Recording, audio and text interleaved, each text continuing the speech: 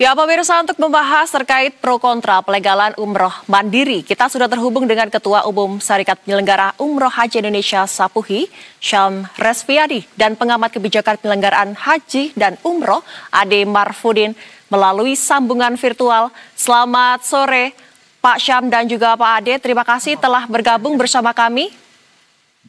Selamat sore, Assalamualaikum. Waalaikumsalam warahmatullahi wabarakatuh. Saya mau menuju ke Pak Syam terlebih dahulu nih. Pak, bagaimana tanggapan Sapuhi terkait pemerintah yang melegalkan umroh mandiri? Ya, terima kasih Mbak.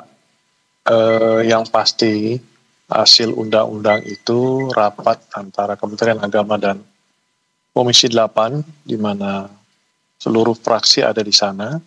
Tentunya mereka mewakili rakyat kita untuk berpikir bagaimana agar umroh mandiri ini bisa menjadi satu upaya secara pribadi maupun keluarga dari masing-masing calon jemaah yang mau berangkat umroh secara mandiri dilegalkan.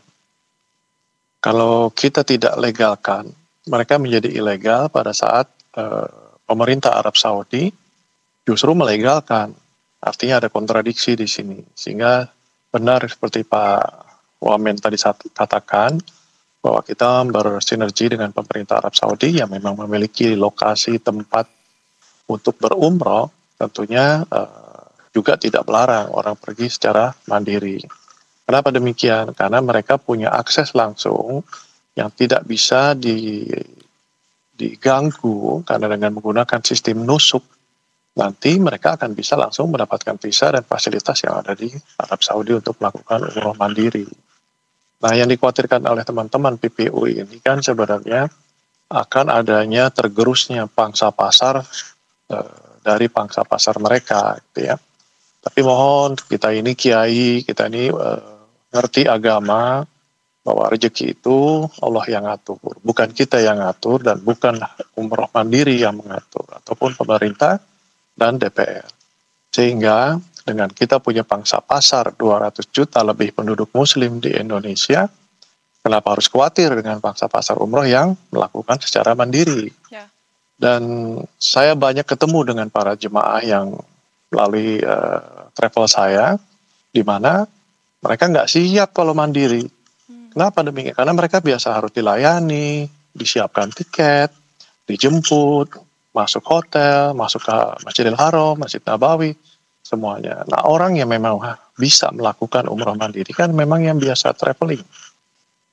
Bagaimana orang yang tidak biasa traveling bisa melakukan umroh, tetapi berani sendiri? Itu sesuatu yang mustahil.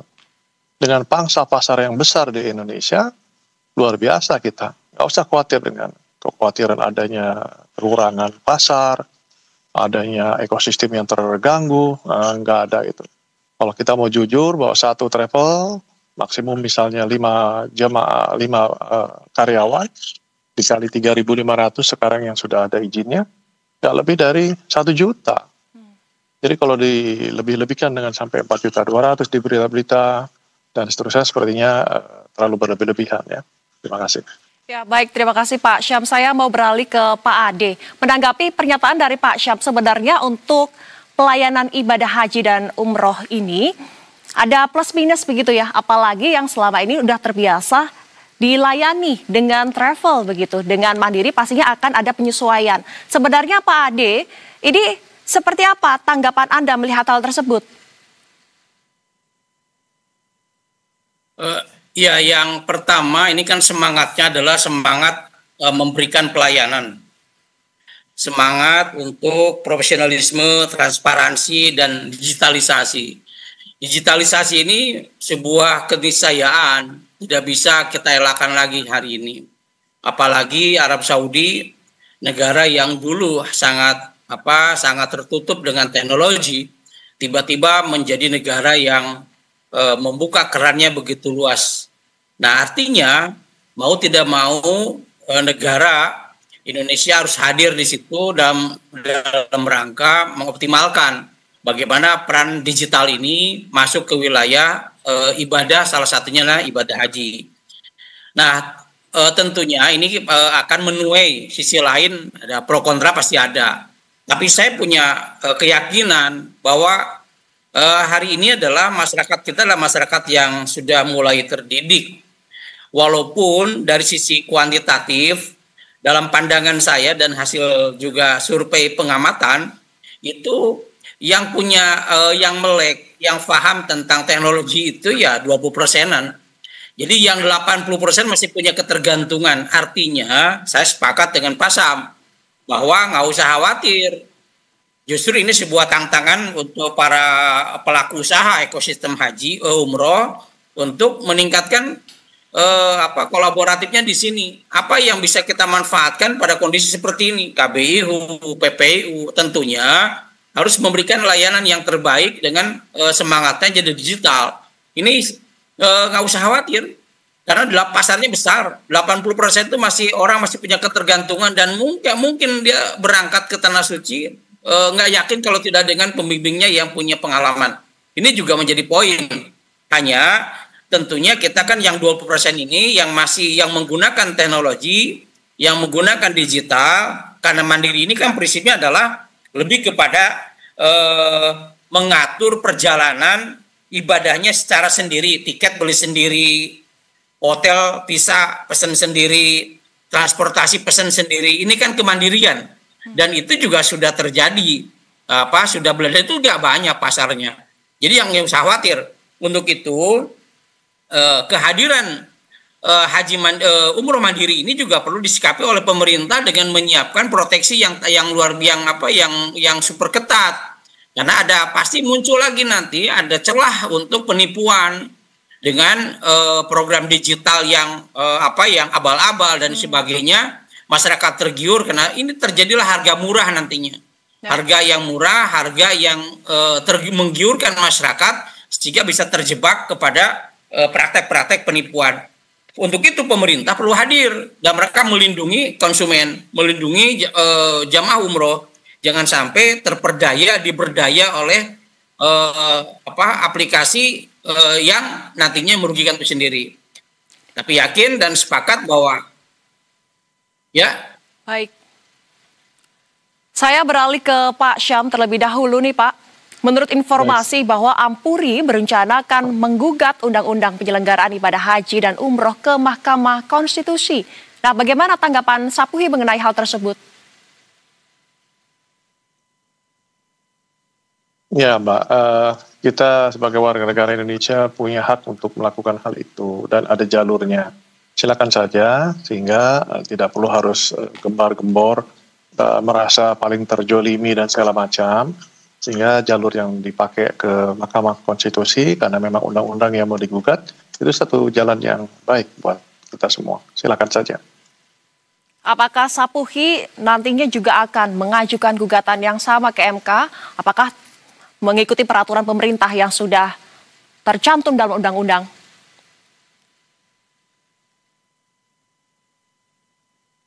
Pak Syam, silakan. Pertanyaan awalnya, Mbak. Ya, Pak Syam, apakah Sapuhi ini juga akan mengajukan gugatan ke MK atau justru akan mematuhi undang-undang yang berlaku yang sudah diatur oleh pemerintah? Insya Allah kami mematuhi undang-undang yang sudah berlaku karena tidak perlu harus menentang. Karena saya yakin, saya setuju bahwa yang legal dilegalkan. Justru saya ingin usul di sini masih ada kebutuhan rakyat lain dari Indonesia, rakyat Indonesia di mana tentang haji dan umroh ini, umroh sudah terakomodir dengan adanya umroh mandiri dalam undang-undang. Namun untuk proses percepatan bagi mereka yang tidak ingin antri berhaji, karena haji furoda atau mujamalah sepertinya tahun depan sudah tidak ada lagi dan akan masuk juga ke dalam sistem B2C di nusuk masar gitu ya. Nah, mohon para pemerintah, pejabat yang akan menjabat, karena sekarang baru hanya ada menteri dan wakil menteri, untuk bisa mengupayakan tambahan kuota agar para calon jemaah dari rakyat Indonesia juga yang ingin percepatan atau ingin melakukan haji tanpa antri ini juga terakomodir dalam hal ini. Dan mereka siap membayar untuk kepentingan mendapatkan kuota ini. Dan tentunya uang pembayaran ini silakan dimanfaatkan dari dikelola oleh BPKH untuk demi meningkatkan pengawasan dan pelayanan kepada jemaah haji khusus ataupun umroh itu sendiri oleh pihak-pihak yang membutuhkan biaya-biaya tersebut. Demikian, Mbak. Artinya Sapuhi ini mendukung penuh program pemerintah dan menjadikan bahwa program ini adalah sebuah pilihan, begitu. Saya beralih ke Pak Ade kembali. Pak Ade, sebenarnya apa dampak positif dan negatif dari pelegalan umroh mandiri di Indonesia sendiri menurut pendapat Anda?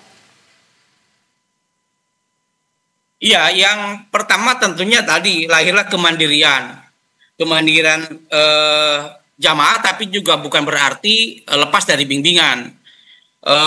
Dan itu menurut saya adalah hari ini jamaah haji Indonesia semakin hari semakin cerdas, semakin paham, semakin mana perjalanan akan dimanai dengan baik karena dia juga semakin memahami pengetahuan tentang ibadah umrohnya.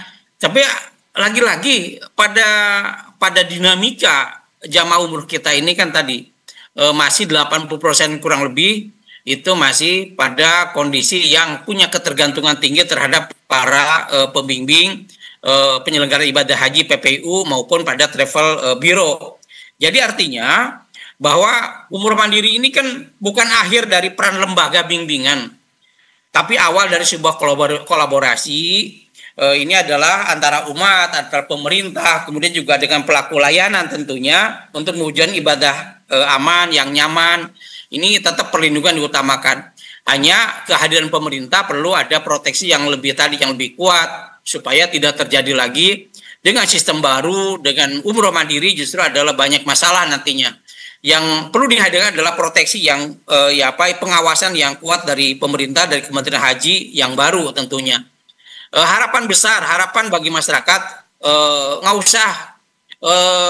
usah gamang, nggak usah ragu bahwa kue ini adalah kue yang memang besar. Untuk itu tinggal bagaimana para PIHK atau PPIU atau KBIU berikan layanan terbaik. Masih ada celah untuk memberikan bimbingan yang maksimal kepada umat, kepada masyarakat yang mau berangkat umroh.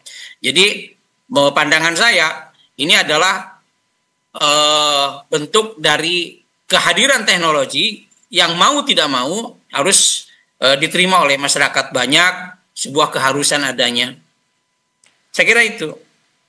Baik, Pak Syam, jika Anda bisa membreakdown dan memberikan kami deskripsi seperti apa sih sebenarnya mekanisme dari umroh mandiri dan juga umroh bersama dengan travel. Mungkin dari segi administratif, rangkaiannya seperti apa, agar masyarakat bisa mengetahui pilihannya jika akan menggunakan kedua opsi tersebut. Ya, sekali lagi bahwa seperti apa yang Pak Ade sampaikan, bahwa umat Islam Indonesia masih, saya pikir 20% terlalu besar, Pak. Perkiraan saya, walaupun saya tidak pakai survei, mungkin di bawah itu, gitu ya. Kenapa demikian? Karena setiap keberangkatan jemaah yang ada di kami, selalu kami ajak diskusi, ternyata memang mereka belum siap untuk mandiri dan segala macam. Nah, yang dikhawatirkan teman-teman, kenapa dengan mandiri ini diperbolehkan adalah bahwa mereka itu tidak membayar pajak seperti kita sebuah PPU atau sebuah perusahaan. Ada PPh 21, PPh 23, PPh 25, dan seterusnya. Walaupun kita tahu bersama bahwa perjalanan ibadah umroh tidak ada PPN-nya ya, Pak. Nah, ini menimbulkan kecemburuan bahwa mereka pribadi kalau seandainya memang besar, oh ya memang ekosistem akan berantakan kalau seandainya sampai lebih dari 50% umroh mandiri. Tapi kita ketahui bersama yang berangkat umroh itu rata-rata orang Indonesia adalah bukan mereka yang sanggup untuk melakukan umroh mandiri. Betul-betul terseleksi mereka yang melakukan umroh mandiri itu biasa melakukan perjalanan di luar umroh itu sendiri, ya ke Eropa, ke Amerika, ke Asia, dan seterusnya. Bahkan mungkin dalam negeri kita juga demikian. Sehingga mereka sudah biasa bagaimana cara mencari visa, bagaimana mencari tiket, bagaimana juga mencari kendaraan lintas daratnya di negara tujuan, hotel, makan, dan terusnya. Tapi kalau mereka yang tidak terbiasa, ini satu hal yang sangat buruk sekali. Tidak mungkin mereka melakukan. Yang betul seperti Pak Ade sampaikan bahwa pengawasan ini memang perlu, walaupun dalam undang-undang itu ada syarat-syarat. Ya. Nah, memang syarat yang tidak tercantum di situ adalah asuransi dari pihak Indonesia. Sementara kita ketahui bersama, visa umroh itu sudah include harga asuransi yang ada di Arab Saudi. Demikian sementara. Ya, saya terakhir mau ke Pak Ade terlebih dahulu. Pak, sebenarnya siapa saja yang diuntungkan dengan pelegalan umroh mandiri ini? Enggak, kalau saya melihat ini kan peluang ya. Peluang umroh mandiri tentu bagi masyarakat ya. Peningkatan kemandirian, literasi digital akan muncul, efisiensi biaya, ada diverifikasi pilihan layanan sesuai dengan namanya mandiri ya, layanan sesuai dengan kemandirian jamaah sendiri. Terbukanya peluang kolaborasi sebenarnya juga adalah tumbuhnya ekosistem ekonomi syariah baru. Jadi kalau lihat dari keuntungan global tentunya, bukan keuntungan parsial ya, ini global. Jadi mau tidak mau, dan ini jamaah juga harus melek tentang tentang teknologi, tentang digital. Dan saya yakini bahwa jamaah haji kita, jamaah umroh kita masih kurang pemahaman proses digital, kerentanan terhadap penipuan sangat tinggi, misal minimnya pembinaan juga akan berpengaruh, sehingga keterbatasan infrastruktur juga masih ada di daerah, tidak digitalnya kan masih belum, kalau aplikasi di daerah ini juga terkendala.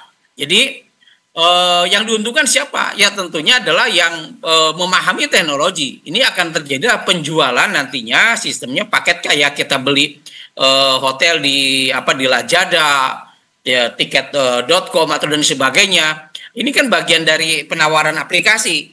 Ya nanti akan berseliweran lah, akan terjadilah pasar bebas, masyarakat tinggal buka aplikasi, melihat yang menawarkan hotel, tiket, akomodasi, yang menawarkan penerbangan, catering, tentunya akan terjadi berlomba-lomba. Nah, kalau tidak mampu menfilter, tidak ada proteksi, maka jamaah ini kalau hanya sekedar klik dan hubungan kepada aplikasi tertentu, ini yang menurut saya perlu pendampingan lagi, perlu edukasi. Yes. Edukasinya kepada siapa? Masyarakat, supaya paham, melek teknologi, jangan sampai justru teknologi ini membuat jamaah haji ada penipuan gaya baru, berkedoknya adalah teknologi aplikasi nanti di umroh mandiri. Ini juga ada kekhawatiran ke sana. Ya. Artinya umroh mandiri ini masih perlu adanya pengawalan dan pengawasan dari pihak pemerintah. Sekali lagi terima kasih pengamat kebijakan penyelenggara haji dan umroh Bapak Ade Marfudin, dan kami juga mengucapkan terima kasih kepada Pak Syam Resviadi dari Sapuhi. Selamat sore Bapak-bapak, selamat melanjutkan aktivitas. Baik, terima kasih Pak Ade. Assalamualaikum. Ya, pemirsa, pemerintah Provinsi DKI Jakarta akan